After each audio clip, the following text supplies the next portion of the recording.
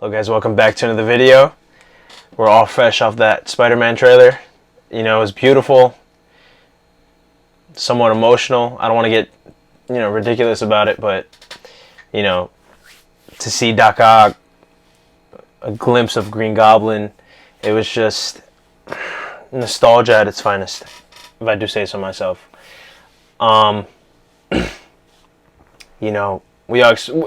Come on, we didn't expect to see Toby or Andrew in the teaser because it's just a teaser and they're not gonna do that. But I'm here gonna watch Easter Eggs by New Rockstars. Big fan. Yeah, I don't know what else to say. If you guys didn't see my reaction, go check that out. The thing is, when I saw Doc Ock, I didn't know how to react. Like I did, but I didn't. At the moment, I just couldn't believe my eyes. But yeah. Yeah. 17 years. It's crazy. But let's go. Welcome back to New Rockstars. I'm Eric Boss, and this is a breakdown of the long-awaited trailer for Spider-Man No Way Home. A film now confirmed to blow open the live-action Spider-Verse with past franchise villains we never thought we'd see in the MCU. Well, some of us thought we would. And it's all thanks to Doctor Strange being the cool dad to a teen with cold feet. Cold because Wong left the Sanctum Freezer open to get some hunk-of-hold-the-burning fudge. And yeah, this trailer dropped on August 23rd, which is insanely the date WandaVision. and Vision had hearted on their calendar in WandaVision. Coincidence? Not here at New Rockstars, where our prayers... Not really, because it all ties in. Mephisto. So much to break down. How these alt-universe villains got here, how this fits in with the other multiversal MCU titles we've been talking about, what other Spider-Verse cameos could be happening now. So let's break this down, frame by frame, for every detail you might have missed. Let's do it. The trailer opens with the three first notes of the 60s animated Spider-Man theme. Spider-Man, Spider-Man. Obvious. Oh, look at this. Peter and MJ are on a rooftop reading through news headlines in the New York Post, reading Peter Parker and his Spider minions with an image of Peter's big yearbook photo head on Spider-Man's smaller body. Puppeting marionettes with Ned, and it looks like MJ's face is on them. Oh, don't do them like that. Then on the back side of the newspaper, it looks like Pray for New York. And then awesome detail here, in the graffiti in the background, a nice little nod to Ditko for Steve Ditko, co-creator of Spider-Man with Stan Lee, and the artist who inked much of the trippy Doctor Strange artwork that is inspiring this movie. Now, Spider-Man Far From Home ended with Spider-Man publicly revealed as Peter Parker with this same photo in a doctored video from Mysterio that made his death from a ricocheted Stark drone bullet that he actually fired look like Peter ordering the attack, as well as the full attack on London. That video was released by Quentin Beck's team after his death and was broadcast by J. Jonah Jameson, host of the DailyBugle.net, the GOAT, with J.K. Simmons reprising his role after playing in a different cinematic universe. That was the Sam Raimi trilogy. And in those movies, the Daily Bugle was actually a print newspaper, as it seems to be in Sony's separate Venom and Carnage universe. But here in the MCU, it's an InfoWars-inspired online outlet. Perhaps why they're not reading a print version here. MJ jokes about the gossip that Peter could hypnotize females, referring to a real thing in certain types of funnel-weaving spiders in which the males produce pheromones to cause females to enter a passive trance-like state. While that's not really one of Peter's powers, he does in this movie ask Doctor Strange to memory wipe all of society, and maybe guilt over MJ's gaslighting bit is one of many memories that Peter decides he does not want to erase, actually. We see the direct aftermath of the Far From Home post-credit scene as Peter and MJ flee the Penn Station corner to Times Square as J. Jonah Jameson's voice trumpets Peter's identity. The giant screens project that same yearbook photo with Peter's face half covered with the Spider-Man mask, an image that has appeared on the cover of several Spider-Man comics, but memorably on Spider-Man 366 in 1992, when Red Skull and Taskmaster tricked Peter with the return of his parents. And Peter finds himself in custody, cuffed to the table, confronted with this photo, it looks like, of Mysterio's body. Now, Peter's wearing his nerdy, physics is theoretical, but the fun is real shirt, which is... Let me pause that right there. People say the guy that slams the paperwork is Matt Murdock. It's not Matt Murdock, 100%. Does Matt Murdock have a beer belly? Does not. And you can tell in when he walks in, before they walk in, you can tell by the facial structure it's not Charlie Cox at all. So yeah.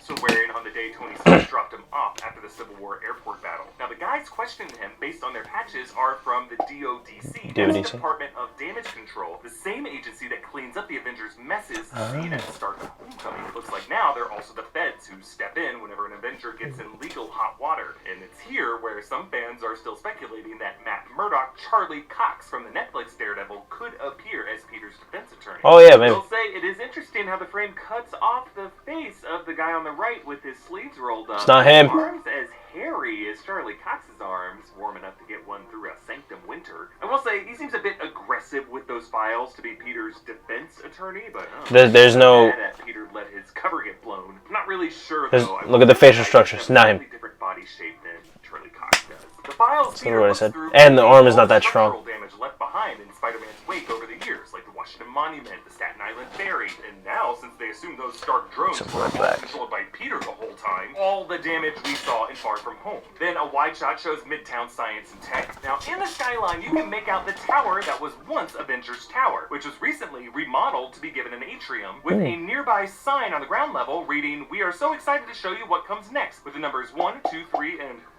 possibly a hint to the Fantastic Four. Now, the popular theory is that the building could become Reed Richards' Baxter Building, and now that Spider-Man director John Watts is directing the Fantastic Four film from Studios as well, I think that's a strong possibility. Now, on MJ's walls are some of her sketches, including the same one she did of Coach Wilson, that was Hannibal Buress' character in Homecoming, when she was drawing people in crisis. Peter heads into school with Ned and MJ, all harassed by protesters. Behind him is Flash Thompson, now with blonde hair. Who does this guy think he is? Natasha Romanoff? Now, some of the signs in the distance are from people supportive of Peter. That's nice to see. Looks like We Heart Spider-Man Head. Or Editor John thinks We Heart Potatoes. Actually, one sign puts Peter in devil horns with devil in disguise. Okay, don't you dare say it! No, I don't think I will.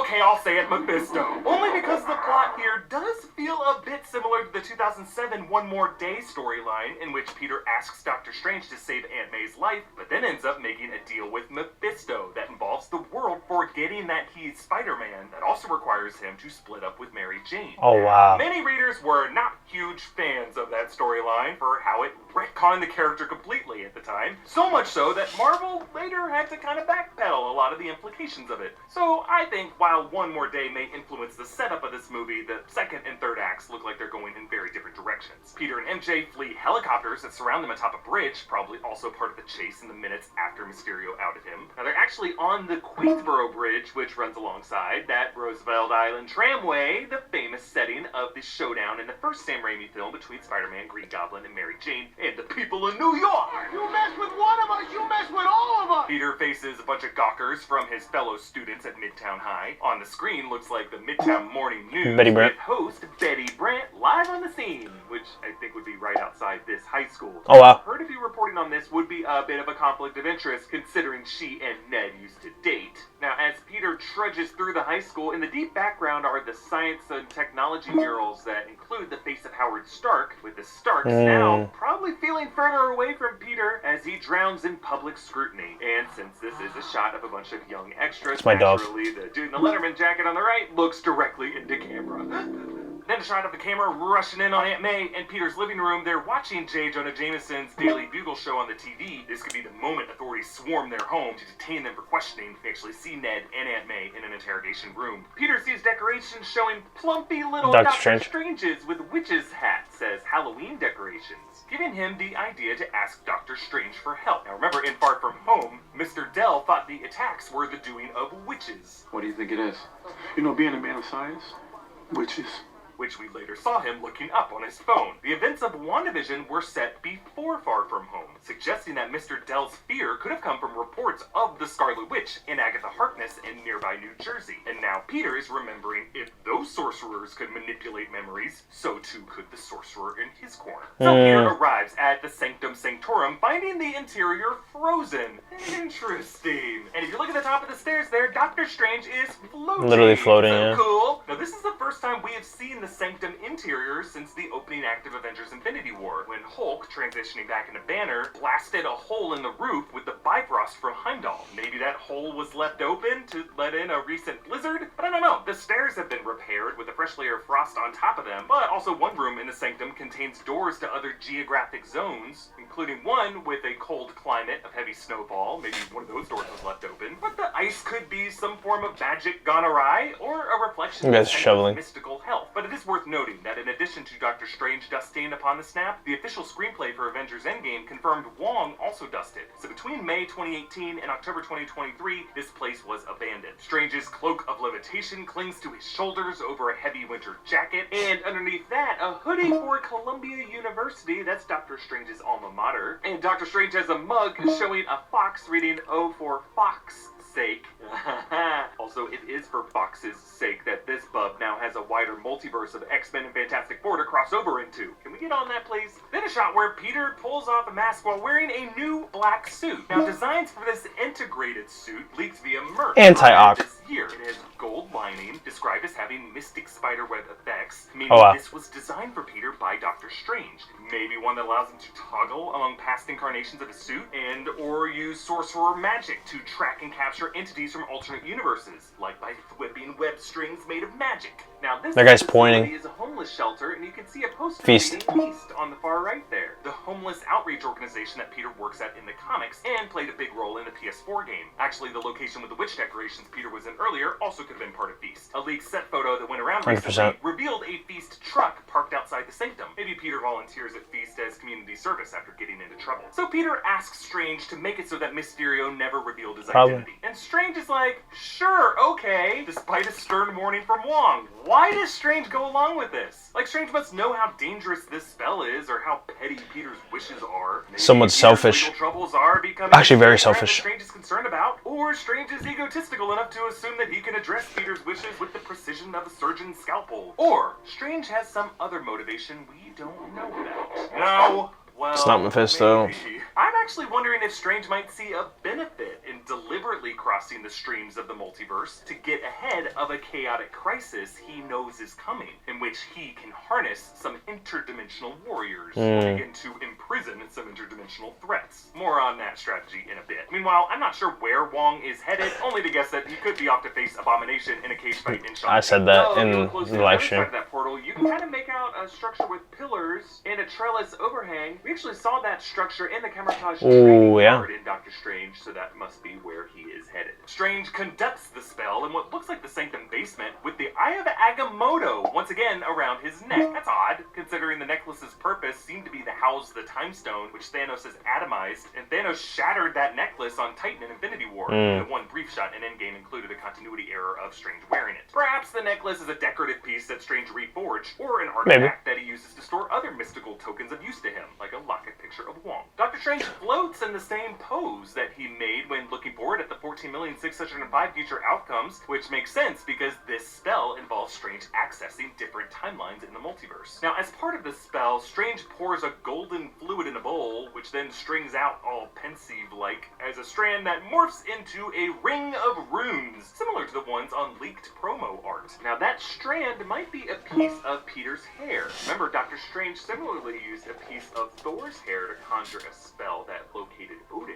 and Agatha used a piece of Wanda's hair to conjure a memory-based spell in WandaVision. Now, hey, if you like what we do here at New Rockstars, or if you like cool, nerdy clothing and gear, you should be checking out NewRockstarsMerch.com on a regular basis to see what new stuff just dropped. Our partners at Epic Hero Shop have put together a full lineup of really cool gear, shirts, stickers, hoodies, all kinds of cool items to grab for yourself, or to give as a gift, and completely blow your nerdy friend's mind. Like if giving someone a Mobius on a jet ski t-shirt doesn't say, our friendship is real. I don't know what would. It was real to me. And they have just released brand new items inspired by Marvel's What If, including the newest edition of the latest Obsession line of t-shirts, Cosmic Witness. Now, these are limited edition shirts and won't be around for long. And whoa, as this Spider-Man trailer is dropping, I am getting a text saying we got some new Spider-Man No Way Home inspired designs on the way. They look amazing. As soon as some shirt pops up with Tobey Maguire on it, including some great stickers and a 2 seconds. backpack and t-shirts in kid sizes. 1 because second. Nothing says back in school like a character that keeps graphically biting people's heads off.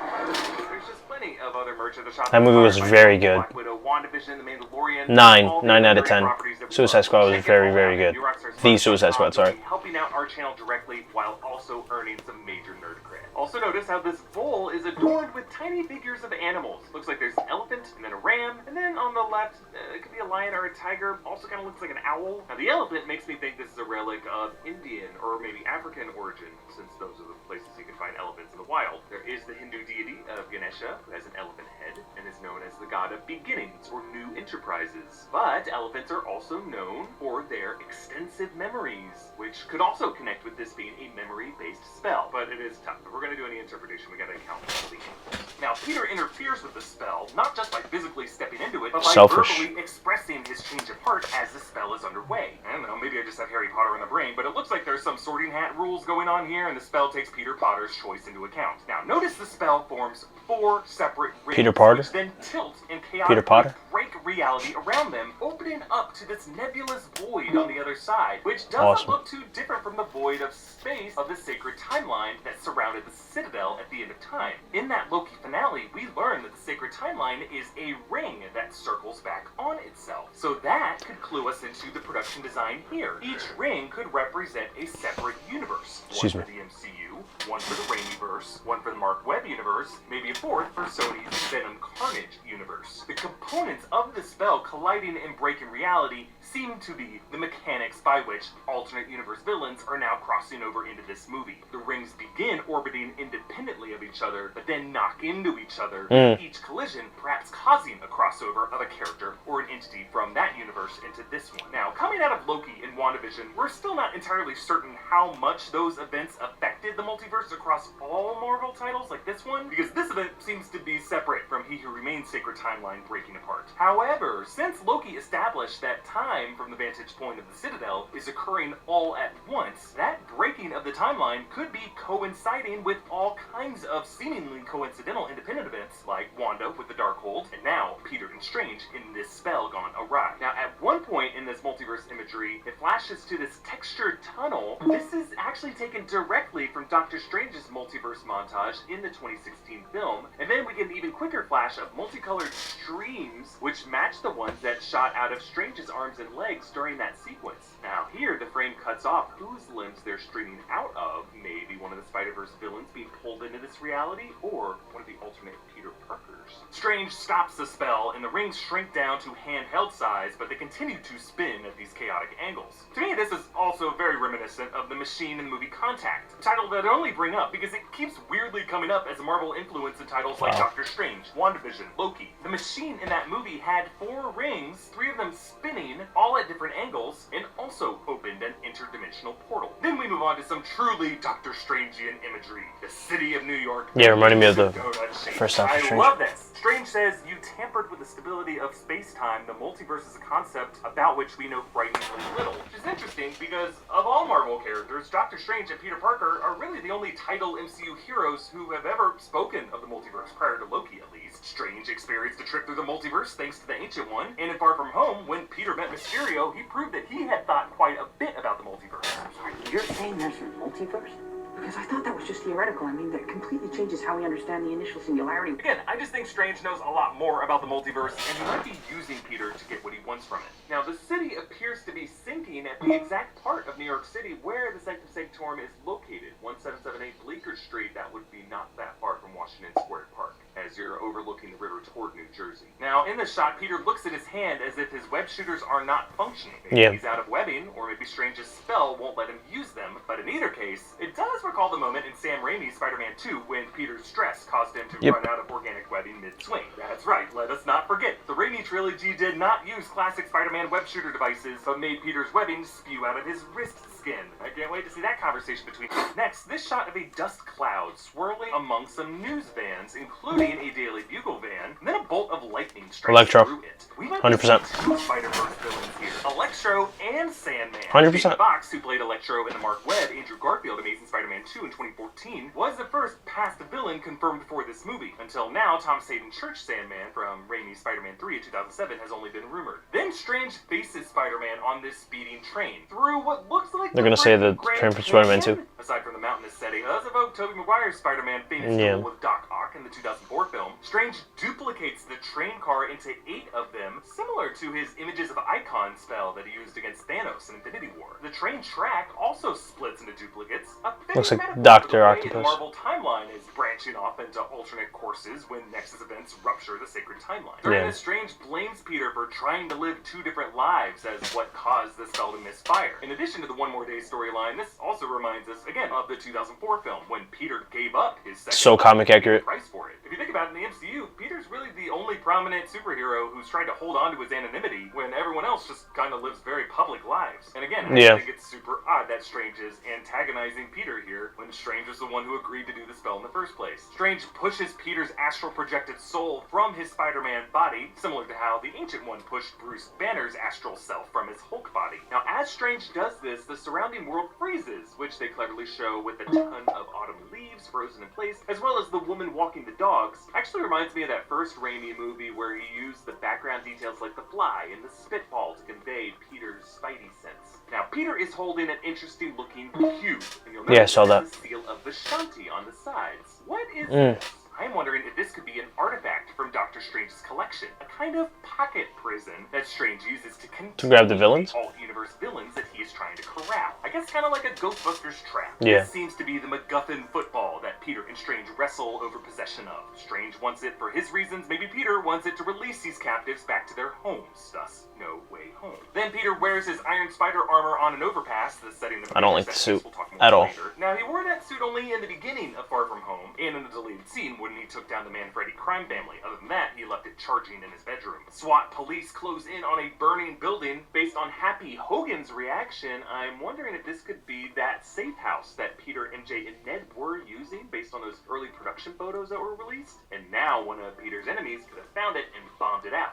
Maybe with some pumpkin bombs. Then a very quick shot that I think explains a lot of what is going on. Peter is in a dark, murky place, and then suddenly, the lizard jumps out at him, hitting a transparent barrier. Whoa! So remember, Rhys Ifans played the lizard in the 2012 Andrew Garfield Amazing Spider-Man reboot. I think this is the interior of that pocket prison artifact that Peter and Strange have been fighting over, and that Strange is collecting all these eclectic Sinister Six villains, like Pokemon and Pokeballs, because he knows the multiverse is about to erupt, and he wants to neutralize all potential threats before that happens. Look, folks, if this Pokeball Ghostbuster trap bullshit sounds too crazy, I will direct you to literally any other shot in this trailer. This movie is gonna be weird. Then Spider-Man takes cover from a bolt of electricity, from Electro, and Sandman. I can't tell if the bolt is kicking up dirt or if Sandman is forming a shield to ground the current and protect Peter. We return to that overpass where this woman in her car is just staring at Peter. Yeah, she's just staring at him. Time slowed down again, and Peter's Maybe. sense is tingling as he senses the threat. Then the money shot of this trailer, a Green Goblin punching grenade popped up from the collapsed edge of the overpass. And the iconic laugh of Willem Dafoe as Norman Osborn. This was the rumored appearance I was most excited about. After this guy died in the first film in 2002, Dafoe's Osborn continued to haunt the trilogy through the mirror of his son Harry, and he stole every scene he was in. Now, if we go by Alfred Molina's quote, Dafoe Osborn might have been brought into this reality from the moment of his death. My favorite death from the Raimi trilogy. Godspeed, Spider-Man. Oh. Don't tell Harry. But instead, Strange's spell could have yanked Osborn out of the way of that glider. Either way, Osborn and Octavius think they're in a weird kind of heaven now. However, we also hear Green Goblin's glider in the cloud of dust from which Doc Ock's mechanical arms claw at us. Also a glimmer of green light. And then, as reported last December, Alfred Molina as Dr. Otto Octavius greets us. So excited to see this guy again. Now, it looks like a bit of de-aging might have been done to Molina's face, as he said... That'd be fine for the movie. You can also probably trust his other statements from that interview. He's wearing a turtleneck and tinted sunglasses instead of the blacked out frames and the low V plus high collar. Meanwhile, Peter suits up with the nanotech of his Iron Spider armor now coating him. Now, Doc Ock is climbing up on the George Washington Bridge, which makes the waters beneath him the Hudson. This is the river that Doc Ock drowned in the 2004 film. The moment in the river that Alfred Molina said this movie would pick up with his character from. Now, it's interesting how Doc Ock greets Tom Holland's Spider-Man with a... He didn't greet Tom Holland. Peter, since his Peter Parker was Tobey Maguire. Oh, yeah, he did. Doc Ock is more of an expert on the multiverse logic by which he was... I was talking about it before, like people were saying that... it could be Toby because I was saying it could be Toby, but if you think about it, whether he's been there for a couple days, because everybody in the world knows that Tom Spider-Man is Peter Parker. So, he could be talking to Toby, or he could be talking to Tom. My guess, me personally, I want to believe he's talking to Toby because the way he greets Peter, like the way he says it, like "Hello, Peter," like as if he knows Peter, like because he knew Toby, but I don't know. I want to believe it's Toby. Like I'm. It's like a 75 Toby, 25 Tom. That's just, yeah. But like I said, people don't believe. Like everybody knows Tom's Spider-Man is Peter Parker in their universe. But also, like I said, who knows how many days or how long Doc Ock has been in that universe.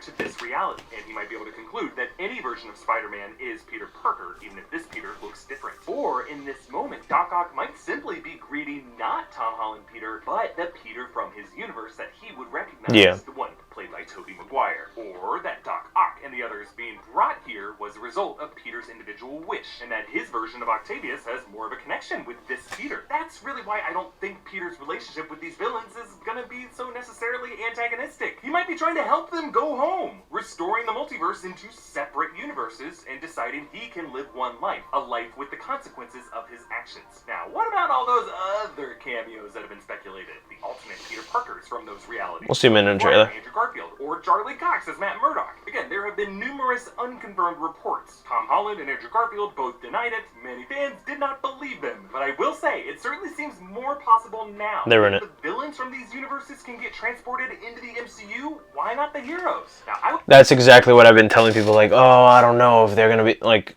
they're going to be in the movie. There's no, oh, I hope so. There's no, it'll be nice to see them. No, they are going to be in the movie. How are you going to bring villains, not even from, like, it's a Spider-Man movie. The main character is Spider-Man. How would you not bring the main character of that movie, but bring the villains?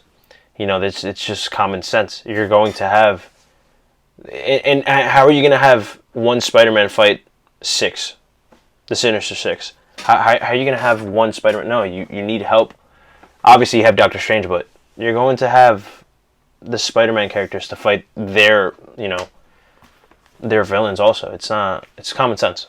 I would be surprised if Sony revealed those in a trailer, and while I would love to see a quick cameo of Tobey or Andrew through a portal or something, I'm also totally okay with this being Tom Holland's movie, and the mere I'm not okay with that, but it's not. Molina and Willem Dafoe showing up has me thrilled beyond imagination for this film. We are in the end game now, my friends. Between now and it's going to be the end game. Rockstars is going to be speculated like crazy about this film, and we got a lot more videos coming your way. And you can support New Rockstars by checking out our merch options at newrockstarsmerch.com. Follow me on Instagram and Twitter at EABoss. Follow and subscribe to New Rockstars. Thanks for watching. Bye.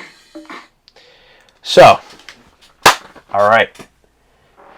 Those are good Easter eggs. I'm gonna watch other ones. But like I said, you're not gonna. I don't think you're gonna have a short cameo with. Like I said, you're gonna have the Spider-Man. You're going to have. There's no way. There's no way they wouldn't be in the movie. Like it's not. It's guaranteed. Come on, but you're gonna have the Spider-Man. You're not gonna have a short cameo. They're gonna have roles. And I was watching a plot, and it was said that a major character dies. I'm guessing it could be either MJ, Happy, Aunt May, or Ned. You're not going to kill off other Spider-Man.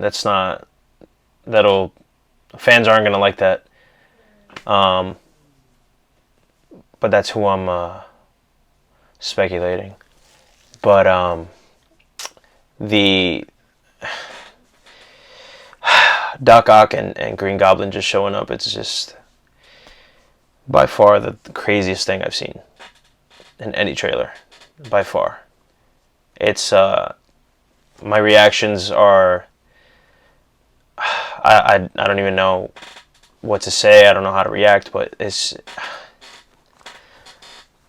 like I said, it's emotional, and it's just nostalgia at its finest, honestly. But when you'll see my reaction for Toby, I'm so excited for that. It's a dream. And I posted, if you follow me on Instagram, you can see the, I don't know if it was February, I don't know the exact day. I'm going to say February 24th of 2020. February 2020, I'm going to say. But I had posted a video of Toby coming out of school, and you see Doctor Strange open a portal, and he says, "Peter, I need your help." And he talks to Peter. He says that the world is at stake, and he needs his help, and he's like, "Okay." And then he screams, "I'm back, I'm back!" And you see him go into the portal. But it was bound to happen. You need to let it happen. This movie, it'll break.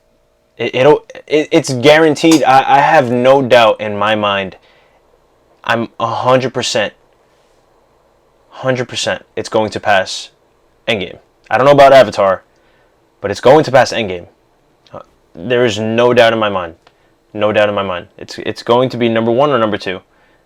I have Avatar. I want it to stay at number 1 because it deserves number 1.